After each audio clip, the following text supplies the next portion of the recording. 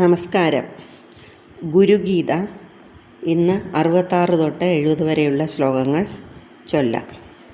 മനനം യദ്ഭവം കാര്യം തദ്വദാമി മഹാമതേ സാധുത്വം ജയമയാ ദൃഷ്ട്യാ ത്വയി തിഷ്ഠതി സാമ്പ്രതം.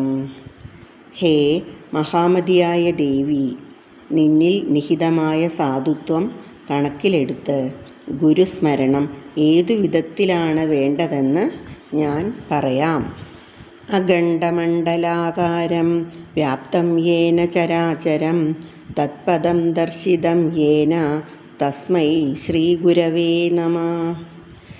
സർവചരാചരങ്ങളിലും വ്യാപിച്ചിരിക്കുന്ന സർവപ്രപഞ്ചാകൃതിയായ ആ പരമപദത്തെ ഏതൊരു ആളാണോ കാണിച്ചു തന്നത് ആ ഗുരുവിനെ ഞാൻ വണങ്ങുന്നു. സർവശ്രുതിശിരോരത്ന വിരാജിത പദാംബുജ വേദാന്താംബുജ സൂര്യായ തസ്മൈ ശ്രീ ഗുരവേ നമഃ.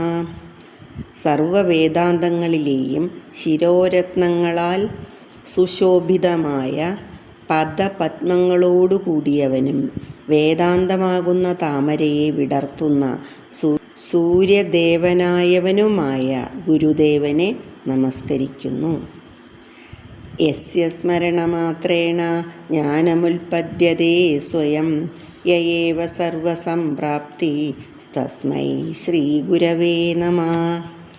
ആരെ സ്മരിച്ചാൽ തന്നെ സ്വയം ജ്ഞാനോദയമുണ്ടാകുമോ, ആരാണോ സർവസംപ്രാപ്തികരമായിരിക്കുന്നത്, ആ ഗുരുദേവനെ നമസ്കരിക്കുന്നു.